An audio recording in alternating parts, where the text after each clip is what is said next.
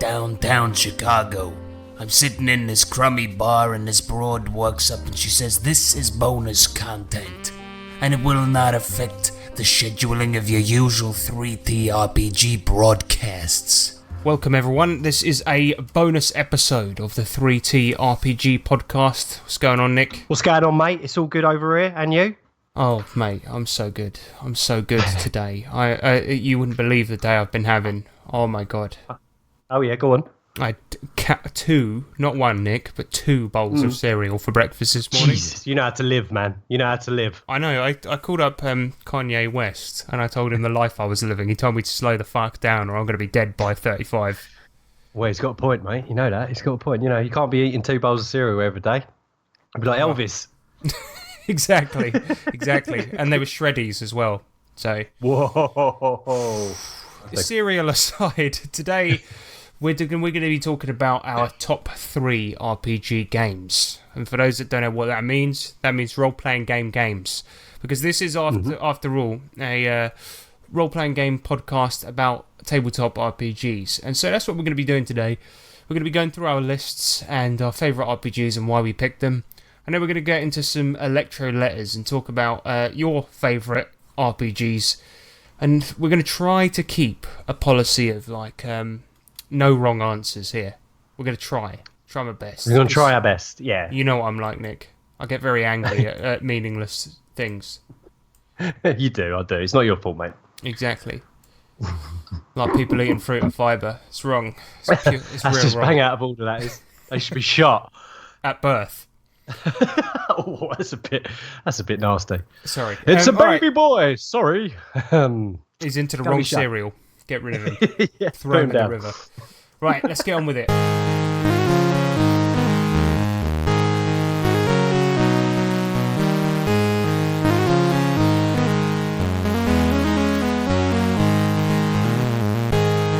So, Nick, lay it on me, man. What's your number 3 pick for your top RPG? My number 3 pick for my favourite RPGs has got to be DCC/MCC Goodman Games. Why? You want to know why? No, actually, but I believe that's it. Move on. because it's a podcast, we do have to. So go on. All right, go on then. Well, I was obviously not around for the old school revival thing because I was never playing the games when it was old school. Obviously, you know, so I don't know. I've got no kind of point of reference. But so to you, it's just a game. It's just a game to me. But OSR aside, it's fantastic. It's a great game. You know, there's just out of all the kind of games that I when I first got into the hobby that I thought sounded quite cool. I've got to be honest with you, fantasy was pretty low for me. But after playing this, it kind of completely changed my outlook on everything.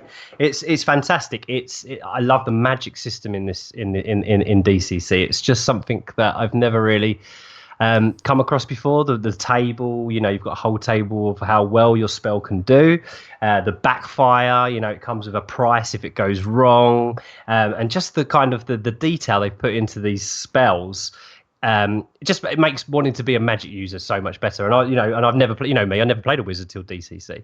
Yeah, because in all honesty, this game is like fairly simple. Like I remember when you first read the MCC rulebook, and you were like, actually, the rules pages is like 5 pages, right? But the magic is worth it for the price alone, you know, because you got it just makes that part of it so awesome. But then they also kind of blend it in with the fighters and that as well. They give them interesting things to do with the mighty exactly in feats of every arms. class. Yeah, that's it. Exactly. Hobbit has special abilities. I mean, someone who's say for argument's sake, you know, that's played quite a bit of the old fantasy. Would you say that DCC does the whole OSR thing like justice? Yeah, because the thing is, to me, it emulates AD&D well without the crunch. It gives you what you want without it being boring, tedious, and all this stuff. And it does everything so simply and well. And it's got a bunch of blanket rules that encompass every section. I mean, it's your pick, but the point is that I just agree with it basically because I think it's such a great game. And it's fantastic. I remember hearing once it was on the Spellburn podcast, which is a really good podcast. they were saying that like because the game uses a bunch of weird dice as well, that it even emulates what it was like to first get into the hobby, because you're like, Right. oh yeah, there's all these weird dice. What do they all do? What do they all mean? Kind of thing. And then it's like when you pick this up again, it's like that all over again because you're like a D7. What the fuck? D7, you what? Yeah, because I thought I had a good few sets of the 7 standard dice that you need, and then when we was like, oh, we're playing some DCC now, you're going to need some D5s and some D7s and D13s. You're like, you what? But my God, it's so much fun getting them. You know, you get all these even more new dice, and you're like, what the hell? And it's so much fun, and I love the way that, in my opinion, I feel like DCC doesn't take itself too seriously, and in doing that, you can make it serious, if that makes sense. Yeah, because it is gonzo, but that's an element you can cut out rather than something you need to add in.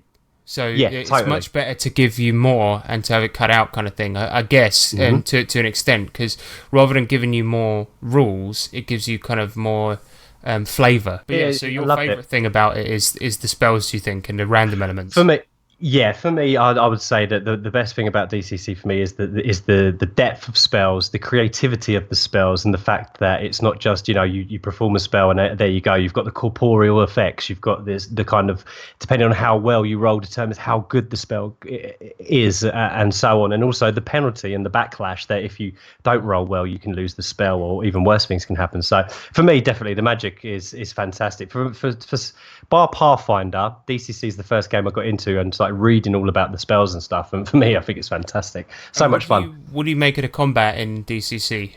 Great, it's fast, it works, it's brutal, it's an incredibly brutal game at times, but for me that makes it fun as well, because as much as it harks back to the old school style, I suppose. From what I gather, AD&D was pretty brutal back in the day, and DCC certainly is as well. It was, yeah, and that's I think it's basically like functional, but every single character has a bell and a whistle. Yep. That's basically it. So, absolutely, mate. So that's my pick. Awesome. How about you? Well done, man. My one is my number 3 is going to be it's going to be Vampire the Masquerade. I was trying to think of a joke just then, but I couldn't. So I just blanked. I was like, Vampire. Yeah. I just couldn't think of anything. It's like I haven't got any. I'm not going to be funny anymore, listeners. That's not going to happen, right? This is a serious podcast now. Okay, Vampire. We've removed your sense of humour. It got removed by a vampire, a humour vampire. He feeds on it funny. right out, yeah. I got sucked off by a vampire, and here we are. So, Vampire the Masquerade is an incredibly good game. It's all about playing vampires, obviously, in the 90s. At least the version I played was. We played version 2.0, which I don't know if it's the best one. I don't even know if it's the worst one, but it certainly was very bloody good. And I like this a lot because it's about playing vampires in the 90s, the social structures they have, politics, hierarchy, things like this. And I really thoroughly enjoyed it. And part of the reason I really liked it was because the lore was so good. It was one of the first games I ever completely stuck to the lore and didn't have to alter any of it, but also because I really enjoyed the dice mechanics and the way characters worked. Because the way characters worked in Vampire, even if you don't look at all of the cool vampire abilities and the different clans that you can put into it, is that it's a game that, because it's a story game, kind of forces roleplay, and not in a way that is bad or horrible. See, the thing is, you've got loads of social skills. So whenever a character has to use one of them, it gives the GM a chance, or the storyteller in this case, or the vampire lord, or the bloodman, if you want to call them whatever you want. I forgot about that. Ode to a bloodman. Yeah, we called it a bloodman in our game. But if you want to, the bloodman can say to their players, okay, if you want to roll, I forget what they are now, but it's like charisma plus subterfuge. That is actually one. Or if you want to roll, I don't know, charm plus whatever the fuck, you can the GM can say to the players, okay, but how do you do that? And now the players suddenly have to actually roleplay every way that they're interacting with other players, and they have to do it. So it teaches players that can't roleplay or are bad at it, or that are, I don't know, gamers that just turn up to fight things, how to roleplay, or the fun of roleplaying. And that was one of the reasons why I think it's a great system. and a great setting to play in. Plus, the thing is, a lot of people say, "Oh, I didn't like it because it was too angsty and too 90s." That's why I liked it. I thought it was really fun. Me too. That was its charm, man. For me, it's up there. It was one of my favourite games of all time. It's just unfortunately didn't have enough space on the list. But Vampire is such a vibrant and living world when you get in there. It doesn't matter if it's in the 90s. Play it in the 90s. You know, especially if you grew up in the 90s, it's a perfect reference point to play because you can reference anything in this world that you remember from the 90s as a kid, and it makes it more fun when playing. But hands down, fantastic game. Especially because you have those. I forget what they're called, but which clan is it? The one that like musicians? Is it the Toreador? I think so. Yeah. I think so. Man, it's been a while since we played it. I remember Malkavian and I think it's the Toreador. But anyway, those there's a clan that likes musicians, artists, and things like this, and wants the best of the best because they thrive in social situations. As a result, they always embrace, which is to make a vampire of artistic types, and that means if you set it in the 90s, there's no reason why the biggest, most influential pop stars in the world might not be embraced. You know what I mean? We've just bit Boyzone. Yeah. Now it's Bloodzone. Bloodzone. And they're on this morning on TV, and they're like, so explain the new Radical Image, and they're like, well, we got something to tell you. Our new album's going to be a little bit experimental. Can you turn the lights down a little bit? Somebody draw the curtains. But yeah, I don't know. It's fantastic. The 90s and the cheese is what makes it so fun. People like cheesy 90s movies, cheesy 80s movie. Why not play one in a role-playing game? Yeah, absolutely. And vampires are cool. Come on. Yeah, they are cool. And you know what? Thanks to a recent boom in vampire movies, they became uncool. And it's good to remember that they were once awesome. And this is a good homage to that. Totally. And like what another thing I love about it as well is the rules. You've got these kind of social rules that you can't break, and if you do, there's there's ramifications. And the best thing about it is if you've got your normal murder hobo gang that just want to go around looting, shooting, and killing, ain't gonna work in Vampire because you might do it to the wrong person. Exactly, because it's like another lesson to those types of people that playing by the rules can be fun. Because people in power will like you, and that actually has its own gameplay benefit. Totally. And you know what? Like during Vampire, it's like certain things like not killing other vampires. So you can't just go around killing other people that piss you off. And also like not telling anyone that you're a vampire and not letting the humans know. So you can't just go around using your powers whenever it suits you. Right. Well, I've got to use it because the mission. No, you can't. You've got to use them creatively and well. And things like that. It really, really draws out the most creative parts of players, and it's spectacular. It really is. Enough. Good choice. That. Thanks, man. How about your number 2, Nick? And I don't mean my big fat number 2, and that's not the one. One that we do in the loo. It's that level of humour, man.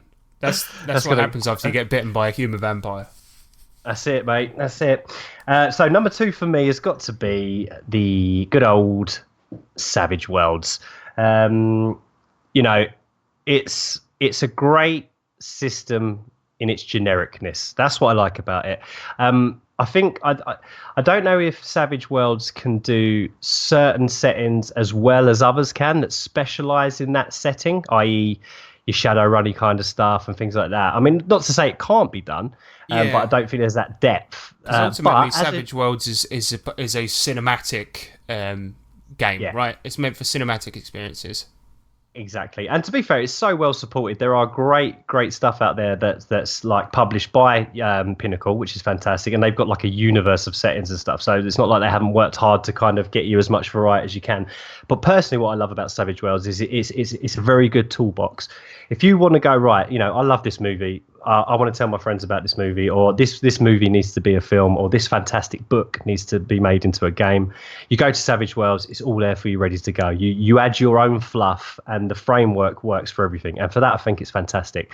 Not to mention the dice. The dice in Savage Worlds for me is probably up there as one of the best dice systems there is. I don't think I can compare the excitement to. I mean, rolling a natural 20 is fun. Sure, we love it, and you get your 20. You point to the ceiling, you make the shouts and the whoops, and it's great. But when that dice is exploding, and you're rolling like a D10, and you're hitting it tight, 3, 4, 5, and you're doing 60 damage. You can't compare that. That just doesn't happen with a D20. See, in Savage Worlds, when you hit the highest number on any dice, let's say, for example, you have a D6 or a D8 in shooting, right? If you hit the highest number, you get to roll it again and add them together. That's what the exploding dice is, or acing. There are two different names for it. And yeah, you can keep doing that, and it keeps adding together. So let's say, for example, you're rolling on damage, dear listener. You can really fuck someone up. That means a peasant can get a lucky shot on a player. Or if you're a peasant, if you're a starting out character, and the Dark Knight Lord Leviticus comes into town, you could kill him day one. If you're lucky, you could do it. Where even if you haven't even got a weapon, with an unlucky punch, you could knock him out and kill him. If you've got the gourd to go for it, the chances are you could pull it off. That's why I really enjoy it, because sometimes Savage Worlds you can get lucky, and that's what it is it leads to those either uncinematic or cinematic moments. It's swingy, and I like that. Oh, totally. Yeah, absolutely. And I like that anyone can go for it, and you can just go, like you said, anybody can give it a shot. Why not? But it sort of simulates quite well that feeling of the lucky shot, and a gun is a gun, and it can kill you, right? I mean, I've heard this said before, many, many, many times. 15th level, right, in D&D, a peasant comes up to you with a crossbow, and let's say, for example, you're playing Murder Hobos, because everyone is, right, and goes, you're a DM, you want to teach the players about consequence, so a peasant from many towns back comes up to you with a crossbow and goes, you killed my family, and now I'm going to get revenge, right? The players will just go, shrug and go, yeah, so what, man, that does 1d6 damage, go ahead.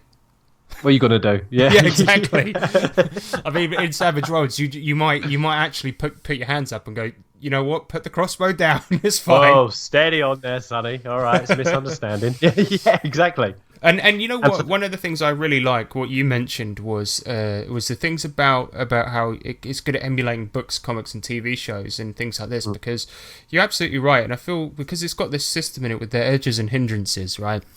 And a lot of those are based around the tropes and a kind of cliches, which is got a bad word, but it's got a bad connotations behind it. But it's it's actually not in this case, because they're based around tropes within genres, and it leads to this really cool system where you can build the characters and things you love from TV shows. Yep. I ran a game once where I did the characters from Stranger Things who accidentally went into Wonderland.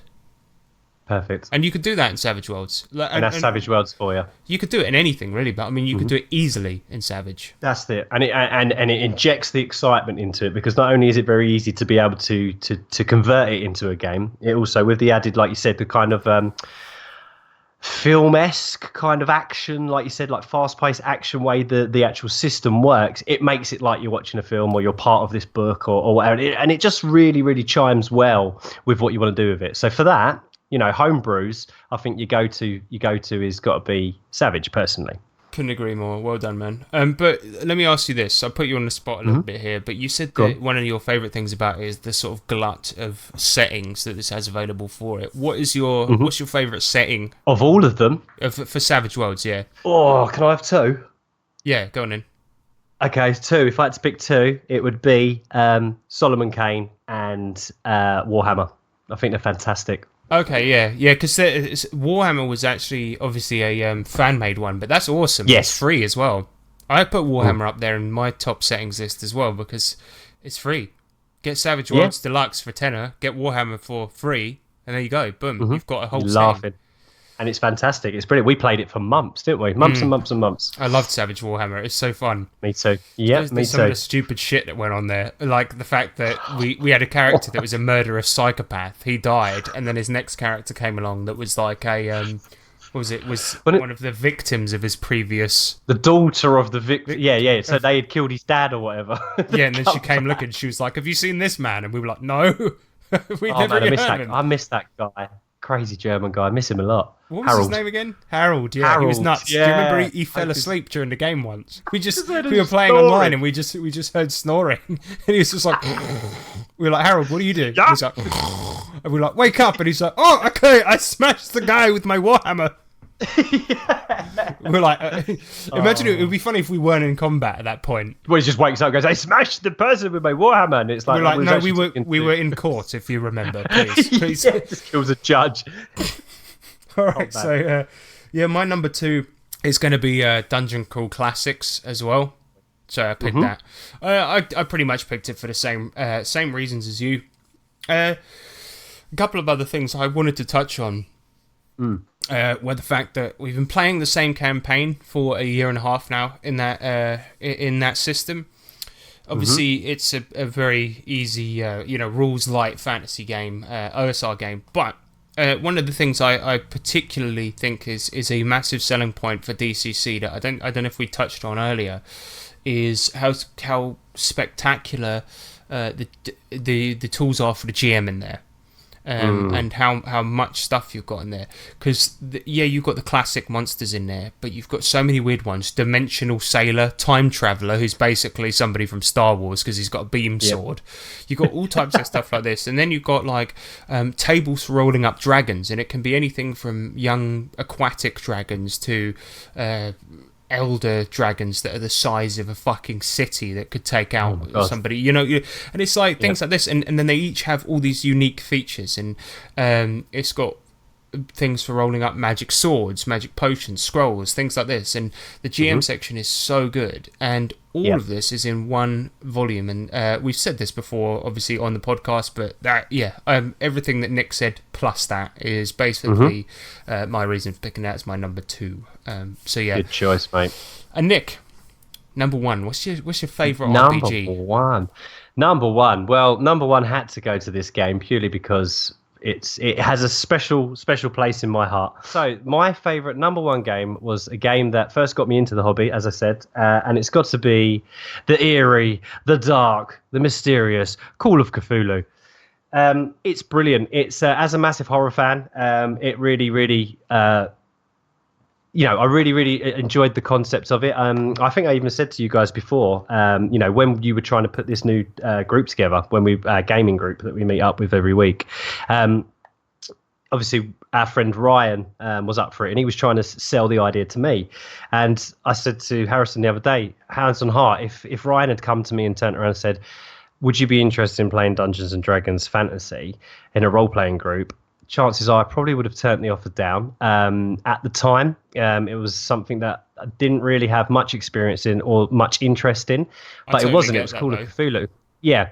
So, but when Ryan, our friend, turned around and said, look, we're going to play a role-playing game where you're investigators in the 1920s and you're investigating paranormal and like otherworldly horror and stuff, I was like, yes, please sign me up straight away. And I absolutely loved it. Absolutely loved it. Is that why you chose Call of Cthulhu? Because it was more open? Yeah, pretty much. It's literally because I knew it was an easy sell, basically. I remember at the time it was £13, and I was just like, I got it for that off Amazon, which is insane. Yeah. I don't even know how it was that much. And then I obviously had D&D and stuff like that, but I was just like, I need to get it for these guys so I can get a good role-playing group started up again. And it was stupid because what happened was I advertised it to everyone at work and all my friends, and the amount of interest I got in it was insane. Like about 25 people signed up to play, and I was like, all right, well, I'm just going to cancel the event and then just pick the ones I want. That's really bad, isn't it?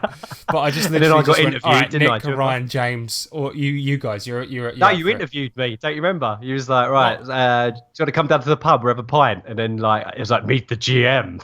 Well, I wasn't quite like that. I sort of wanted to see what you were like, because I'd never met you, but I thought you might be a psychopath. But like... Well, I am. You know quite that. Am. But so it was a primer as well. Describe the way that Call of Cthulhu works in brief.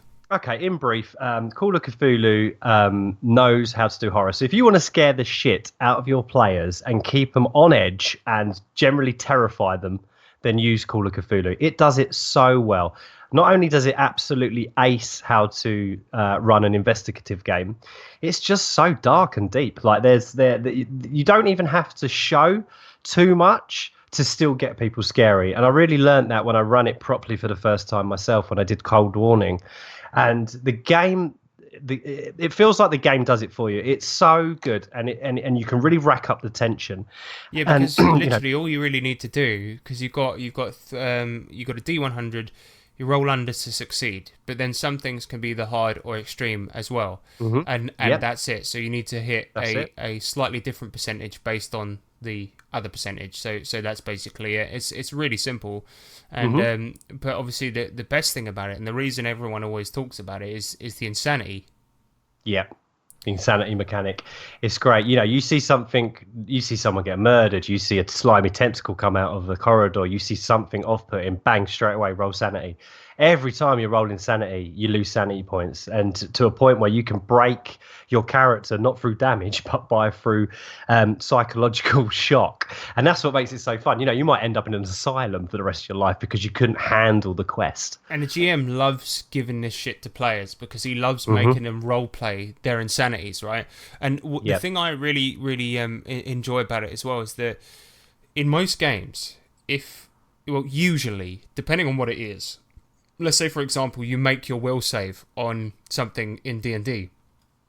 You avoid it. You make the reflex save, you avoid it. In Call of Cthulhu, most of the time, if you see something horrific and you make your sanity check, you still lose sanity. Yeah. But because they're that horrible.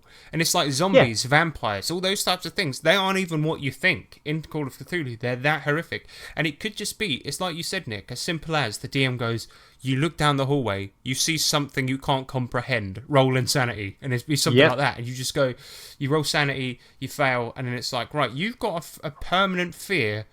And then you say what they're afraid of, and they go, oh my God, what was that down the hallway? Or something like that. Yeah. You got permanent fear of babies, and then they just go, what the fuck? And then they just start legging it. That was our first game. Do you remember we opened that box and that kind of disembodied baby face came out screaming, and I think Ryan's character was the first one to see it. And then from the rest of the game, rest of the campaign, he had an irrational fear of babies. Which actually was telegraphing the ending of the campaign, because the final boss was a baby, right? But the only thing, which sounds horrible, there is context to that, ladies and gentlemen, but the final boss was a baby, and I forgot to get him to roll sanity at the end when he saw it. Oh, shit. Because I got you all to roll it, but it should have been harder for Ryan. He should have lost more sanity. Anyway. That's true.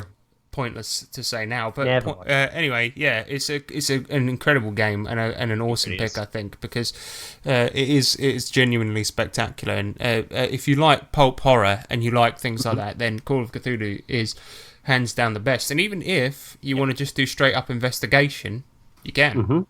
Yeah, of course you can. Of course you can. You don't have to, the big bad, if you like, doesn't have to be an otherworldly creature in that campaign. It could just be a straight up evil guy that's causing it all. And you still make your insanity checks. You know, you might stumble into a serial killer's lair and find some of his workings and stuff. And yeah, that's a sanity check. Doesn't have to be a ghost or a tentacle. It still comes under sanity because, you know, normal people coming across things like that, they're not used to it. And it can really shake you up.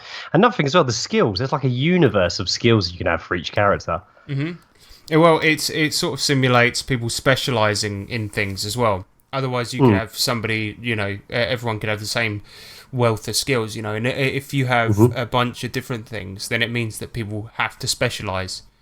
Yeah. Imagine if you took, because oftentimes in Call of Cthulhu, because it's like a point spending system, right, based on your education and intelligence.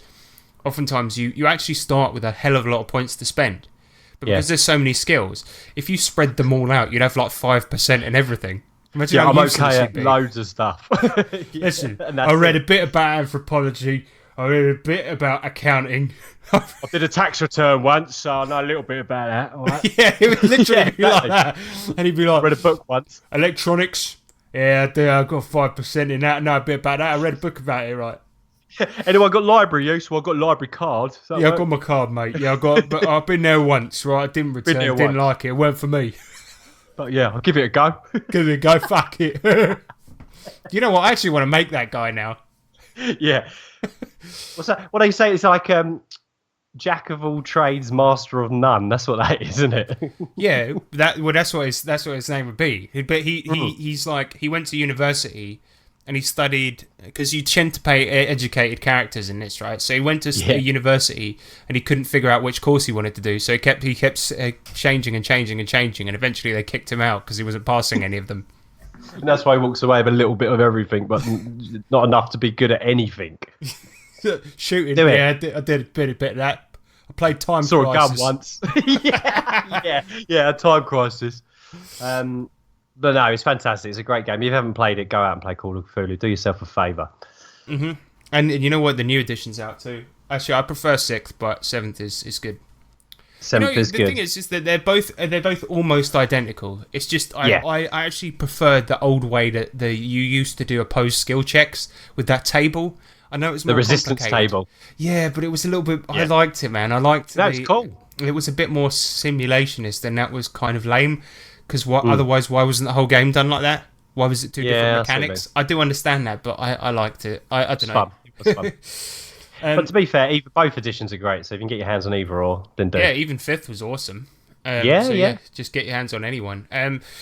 So, what about you, mate? Number 1? Yeah, my number 1 is going to be The Savage World of Solomon Kane. So I cheated. I checked. Because this is technically a setting, but the thing about it is that this is an RPG because it's got the rules and the setting in one book.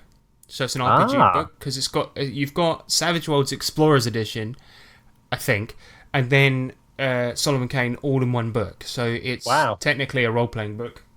And you can get it all for about £35 if you're in the UK. It's a chunky old book, isn't it? Chunky old document. It really is. And if you're in America, that's about $2,200. So, I don't know.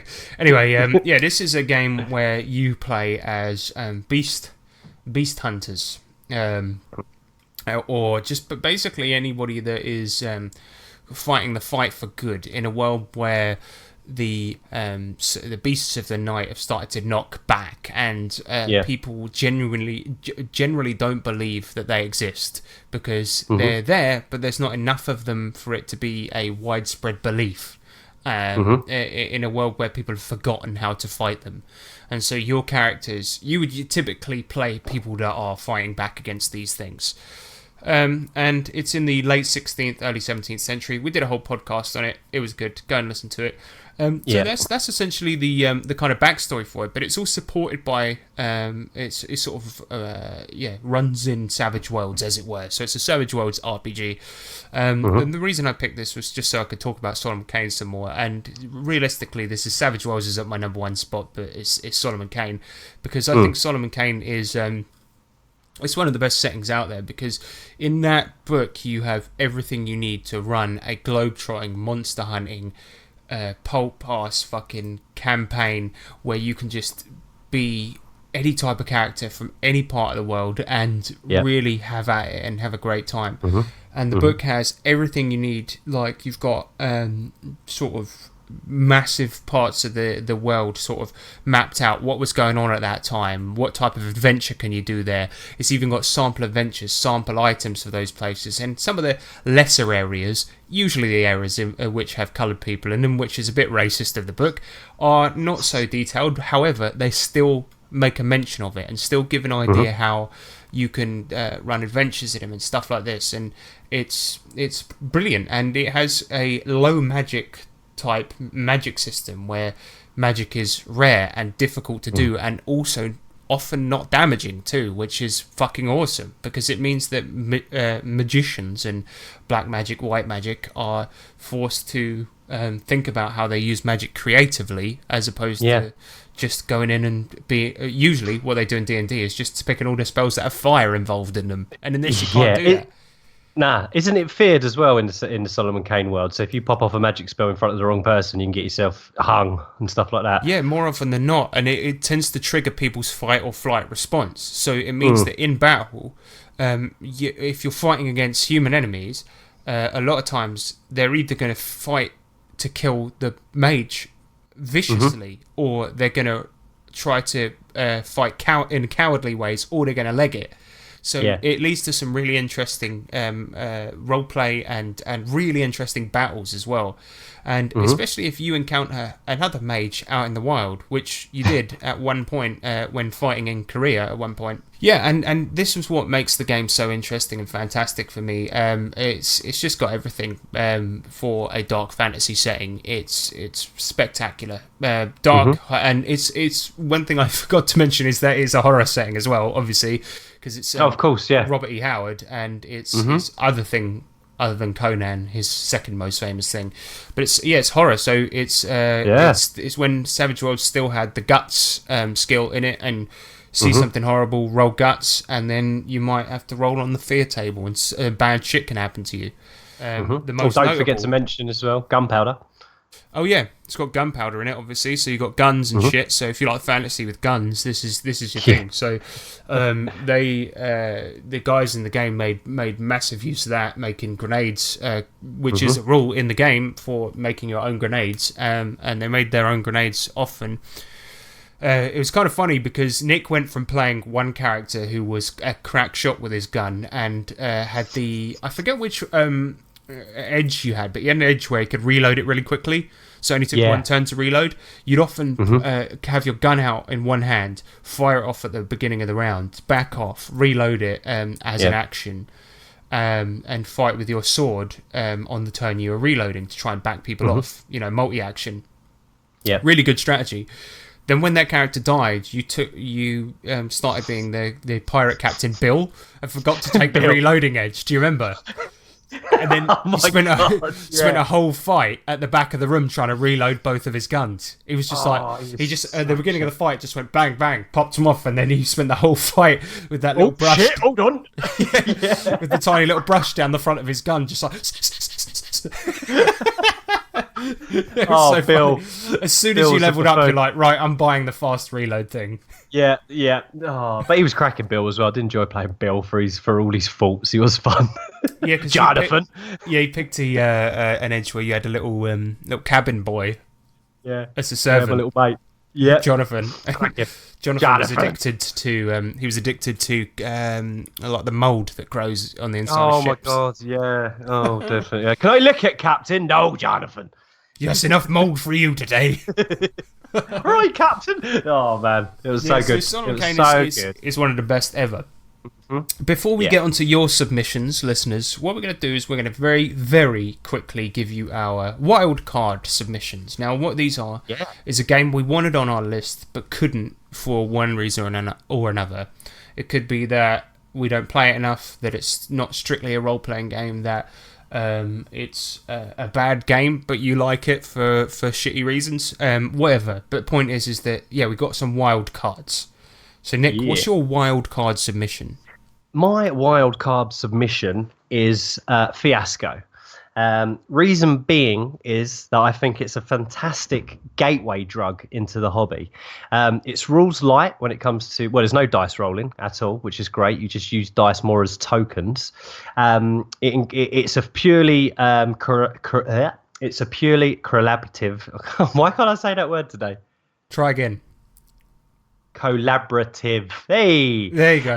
Did it. Collaborative game where you all share a story and you all work. There's no GM-less game, and you all work together to make this incredible story where all your characters are linked in one way or another. The game helps you set up these connections and you elaborate on them as the game goes on. Now, for people that have never role played before, I think it's fantastic. I've run this or helped run this for my wife. I've done it at Christmas for family, and I also run it for non-role players.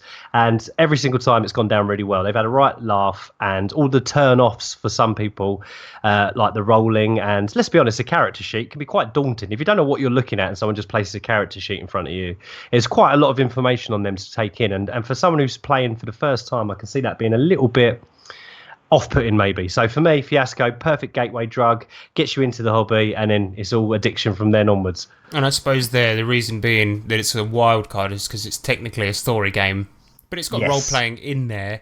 But it's I love it, and I had fun when I played it. It was a good it's a good laugh. It like just making stuff up and getting this big story together, and the way it always comes to a head at the end is nuts. I love Yeah. it. There was a scene where we had one where somebody was doing a scene, and midway through I just said, right, I come through the wall in a car, and they were just like, why? And they was like, well, that's just the way That happens. goes around the table, round and round the table, and then we cut to like a scene that was earlier, and me and James, because we were husband and wife, were having a shootout with each other while he was chasing me down the street. Oh And we my were God. firing at each other like with a gun, because I just stolen a bunch of money off him. He was a gangster, and I picked up his gun and a briefcase, and I was shooting at him, and then I skid down the street and crashed into the TV studio that was in the scene Brilliant. before.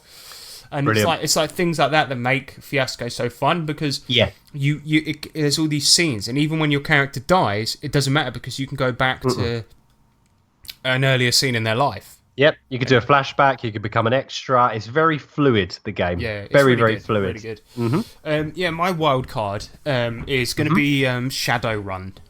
Ooh. Now the thing is about Shadowrun, it's a good game and it is an RPG, but I don't feel like I've played it enough to have put it on my top list. See, Okay. Vampire, I only played it once, but I played it for bloody ages, and so yeah, I love it and it's fantastic. So that belongs Yep. on the list. Great. However, Shadowrun, I don't know if I can really stick it on the list, because I've only played it a handful of times, and I played a Savage Worlds mod of Shadowrun, Yeah, which was that's fucking what I've played. fantastic. But I've also only played 5th edition 4 times, and then I've played the video games. Right. So yeah, I think I couldn't justify putting this on the list, and come at me if you think I'm an idiot, but I absolutely adored my time with Shadowrun. The 4 sessions that I played with it, a very short adventure, because you can't really call it a campaign. But yeah, I started off in this. So Shadowrun's a cyberpunk futuristic game with magic. An event called The Awakening happened, and it brought back all the things from fantasy in the future, and it led to things like dragons running businesses in the future. It led to elves and dwarves and orcs being regular things on the streets of Boston, and people casting magic spells in the pursuit of corporate secrets. And that to me is just what makes the game so awesome. And it's all supported by a fantastically easy and fun dice pool system that really works, and I love my time with it.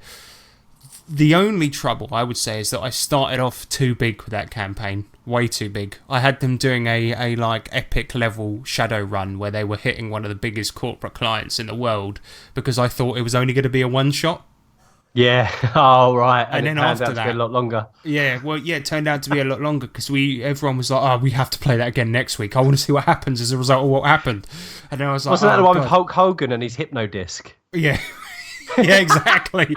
Yeah, because I was like, well, how do I top that? How can I top what just happened? Because it turns out what happens is they go to the top of this. They had to go fight their way through this like 20-floor office building. They tipped off security. There were alarms going off. They were hacking through doors. They were hacking security robots, fucking fighting their way up. The security had a bunch of critters, which are like the beasts in Shadowrun, in these like big containers. They were chundering them out and like into hallways while they were locked in. And then they got to the top, and it turns out the boss of the place was like had like a hangar on his roof, and he flies off in a Harrier jet, and they jump in the other one, but they couldn't all fit in it. So Sledge, one of the street samurais, slices his sword onto the wing and stands on it and was firing his pistol at the other fucking plane while they were fucking flying along. It was fucking man. insane. And so then sounded I was nuts. like, how can I top that? So then what it was is the FBI calls them up and thanks them for all their service and thanks them for what they've done in getting those secrets. And he's like, listen, I want to reward you. And he gives them an oil rig off the shore of, I can't remember where it was, but it was a Hispanic country, and I can't remember where it was. Anyway, Costa Rica, that was where it was. Ah, yeah. And he gives them an oil rig off the coast there, and he says to them, right, well, anyway, if we have anything else, we'll give you a call, but you can do your missions from this new base. It's completely in international waters. You're bound by nobody here, and stuff like Nice. this. So they start doing missions, and then eventually they a couple of missions later, they say, we got so much money now, like, because this is what eventually happens in Shadowrun. They get so much money, it's like, why would they do runs anymore? And they were just like, we won't. So then Phil goes, sorry, I know this explanation is going on for too long, but then Phil's character, Gentry, he says, I'm I'm going to run for president. So he funds a presidential election campaign using all the money that he's got. And this is where it just got full sandbox. And I said, okay, fuck it. How can I top what we've done before? And I just said, okay, you're running against Hulk Hogan, but it's Hulk Hogan, but with a bunch of cyberware. And he's using a hypnotic magic disc to trump everyone and make them believe that he's the right candidate. He goes on to political shows. Instead of actually going on there and saying, like, yeah, these are my policies, he just holds the disc up to the camera and everyone's like, Yeah, anyway, it was supposed to end with them fighting him on a rocket that's being launched onto the moon using, bloody hell, magnetic boots on the side of like spacesuits, but they chickened out and went somewhere else. I was going to say, what happened? They just bottled it, didn't they, in the end? Yeah, Hulk Hogan sort of ran away from them and went to NASA, where his where he had a hideout, and he was going to go to basically get in a rocket and go to the moon to hide from them. And I thought they were going to chase him and sort of fight him in the rocket, but no, they didn't. So that's Shadowrun. After all that epicness, it just went out with a bit of a damp squib, didn't it? Yeah, it really did. We'll did. leave him. But no, the game, that whole campaign, as short as it was, sounded out of this world. It was stupid, and I don't think that's how Shadowrun is quite supposed to be played. But if you want a way to end a Shadowrun game when they've got too much money and they don't know what to do with it, maybe that's the way to do it.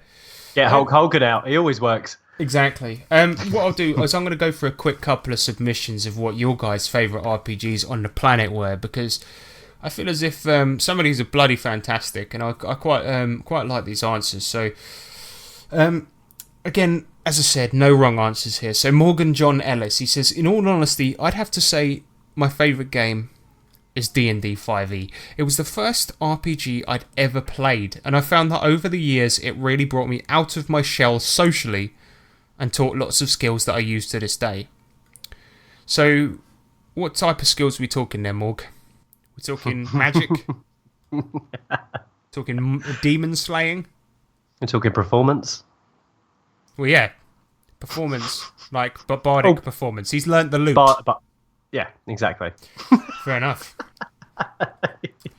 Alright, well, that's a good one. And this one's quite close to our heart, because we got Timothy Peer. He comes in, he says, Dungeon Crawl Classics. It has the heart and soul missing from modern Dungeons and Dragons, birthed from classic Appendix N literature, that made me want to play D&D and RPGs in general, combined with a design... combined with a design philosophy that lets countless people hack and homebrew it into amazing settings. It makes me feel like I'm putting my players into the stories written by Howard, Leiber, Moorcock and Vance. Currently, D&D has lost its soul, and Goodman Games saved it from the underworld and reforged it on an anvil made of creativity and nostalgia. If that guy ain't a writer, I'll eat my hat. He definitely is, isn't he? I'll tell you what, that is so well put and absolutely right, because one of the sort of design philosophies behind DCC was that they get back to designing it based on Appendix N literature. And if you don't know what this is, Appendix N was essentially a list of books that Gary Gygax said inspired D&D. And it's a big... there's a podcast that I think it's called Sanctum Secorum that goes through Appendix N literature and Appendix N type literature and reviews them all. The ones that you might be familiar with are Lankmar is one of them, I believe. Call of Cthulhu is another one as well. Oh, wow. So, yeah, there's loads of other ones that inspired D&D. Conan, I think, is on there. But, yeah, go and have a look at that list if you haven't heard of it. Because it's really awesome, and that was what inspired D&D, and DCC goes back to that philosophy. So yeah, nice, very well said. Yeah, absolutely. Terry Hansen says, "Man, D&D 5e all the way. In love, the high-powered, bigger-than-life characters. Learn to type, Terry. The shitload of abilities you get each level, amazing." In all seriousness, I do have a love for D&D. I blame nostalgia-coloured glasses more than anything. It takes me back to my youth and looking through the magic items and monsters. Yeah, I'd agree with that. I kind of said on the take that we did of this podcast before we had to bin it, that I really, really did enjoy. One of the things I miss about classic D&D, as much as I like the streamlined ones, I love the big list of magic items. Yeah. So I know DCC has all these tables and things to roll your own, but it's so cool having those cool items and stuff. And the one I mentioned the other day was that in Pathfinder, I can't remember what it's called. Somebody let me know. It's a fucking barrel that you could get in and control it like a little mech, and little spider legs come out. And I was just like, what the fuck is this doing in here? This is a game that takes itself really seriously, and you've got the barrel spider mech. Barrel spider bag. So yeah, give me some of that action. And Yeah. I mean, as much as a random table can come up with some cool shit, I ain't never going to do barrel spider mech. Nope. But Terry continues and he says, same for World of Darkness games. I spent many years and have so many memories from keeping Vampire. I highly doubt I will ever play World of Darkness systems again, but it has left its mark on my love for role-playing.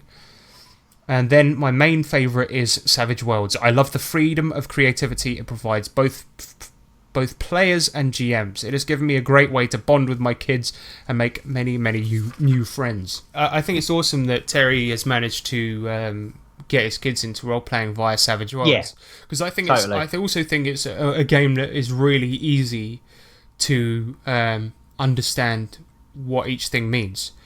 Because although in D&D it's like higher number equals you're better at it, it's still like a very complicated game. Whereas in Savage Worlds, it's like higher dice equals better at it, and you just roll a bigger dice. Simple. Yeah. And I think Savage Worlds is quite an easy game to explain on the fly. So rather than try and sit someone down and give them this big kind of primer and give them like the basic rules, Savage Worlds is quite streamlined that you can literally kind of just teach it as you play it. So when something new comes up, you can just kind of explain it on the fly with Savage Worlds. That's how I've always done it. Yeah, I always just tell people, sit down and play. Tell me what you want to do. I'll tell you how we roll. Exactly, and it's really easy to explain. Yeah, exactly. That's one great thing about it. So yeah, I can see why Terry plays it with his young'uns. Yeah, so absolutely. Mike Morrison, he says, we got two here. This is a two-shot, right? Because Mike Morrison says, Rifts, I love the post-apocalyptic setting. And Kira Tarokio, she says, Rifts, because anything goes. There is endless possibilities and crossover opportunities. I love crossovers. So, I guess if you want to play like a gun-toting skeleton cowboy from space who's a vampire lesbian, fighting alongside Super Mario, Spider-Man, and a fucking Mogwai from Gremlins, that's happening. A lot of people like that kitchen sink type thing. I don't know if I like it. I think it's not my cup of tea, honestly. I think that it's awesome for people that like it, but jeezy crazy. I don't know. Rifts, man, it's nuts. It is nuts. Because I think when you I've not read enough about it, to be honest with you, to make a kind of decision on it. I played it once and it was fun, but to be fair, I was I didn't really understand the setting that much. Like, I know that you play people like that. I don't know. We're going to sound so ignorant here, but I think that you play people that belong to this big organization, and then you hear about, there's a rift and there's bad stuff happening in the Earth dimension or whatever, and there's somebody there that shouldn't be there. For some reason, the Mario brothers have come out of someone's shitter. Go and sort that out. Things like this. Okay. All right, it's a bit like, do you remember that old series that was on called Sliders, where they used to slide between different dimensions and have to sort shit out? I guess it's like that. I don't know what Sliders is. Don't you remember that show from the 90s or early 2000s? I'm sure it was called Sliders. I might be wrong. But that was all right, that show. But we've got time for one more, right? One more. And it is Uncle J Raz. And he says, Whack Off Sock version 3.75 is and was my jam. Fuck's sake. Fuck's sake. Well, that's the best way to end it. So, cheers for that, Uncle Jay. I appreciate the input. No, I don't. Don't ever email again. Don't you ever email again. I hope you still ain't got that sock. Ooh. Well, you will keep all your old RPG books, right? You'd keep your old Whack-Off sock. It's Whack-Off 1.0. Because it's so solid, he just slides it in the shelf next to his RPG books. When he's like, someone's like, what's that? You're like, never mind. That's an old RPG. Do you want to play? You get it out and it's like crumbling. Just turns to dust. That's so sick. I've got to eat dinner in a bit. Stop it. Put me off my food. What are you having? Fish cakes with a rocket and some cucumber. That sounds good. Homemade as well. So made them yesterday. I'm having mince. Oh, what? Just mince? Just mince. What? Shut up. All right. Anyway, just have that's it for another podcast, everyone. That was a bonus because we're gonna start some Cyber Sprawl classics up on our very next episode. Yeah, we're gonna be doing that, and it's gonna be so much fun. So look out for that one. Another thing I wanted to say is. Keep your eyes peeled for SavageCon. If you're in the UK, have a look out for that because it's on the 13th and 14th of April in Red Hill. On the Saturday, we're going to be in the Toby Carvery, and on the Sunday, we're going to be in the Junction. They're both 5 minutes from the station. If that's if you walk incredibly slowly and are blind. But if it's £10 a ticket. All games, all day, and we got such amazing GMs as Connor Warden, Owen Lean, Nick Lamley, me. We're all there. We're the best GMs on the planet, and we're all there running games. We're all there, man. We're all there, man. So it's going to be fantastic. Come by, play some Rippers, play some Deadlands, some Whacked in the Wicket, which is a game that me and Nick wrote. They're all being run there, and it's £10. And for that, you get entry into a raffle where you can win fucking amazing prizes, such as Saga of the Goblin Horde, we got Titan Effect, we got Fiasco. We actually got a bundle of Fiasco, which is bloody awesome. And we've got a 250... Massive, £250 what? It's a bundle, mate. It's a bundle of Hellfrost, every single book, PDF of the Hellfrost library, all there for you, $250 package there. So that's another prize you can win. There's so many more, but that's it. Just keep an eye out for that. Go to SavageCon UK to check that on Facebook. And if you want to contact us, that is 3trpgpod at gmail.com. And we're obviously on all the social medias as well. So just search us up. Just search 3T and we're there. And finally, if you'd like to contribute towards this shit show, please do. Go over to Patreon, 3T RPG Podcast, as we said before. And donate if you would like. We very much appreciate it. All goes back into the show. Yeah, because you know what as well? Because we got the Cyber Sprawl Classics coming up. Donators will become people in that show. Oh yeah, and we've just had a new one, so you know who you are. Look forward to hearing your name in the upcoming campaign. Woohoo! All right, see you later, everyone.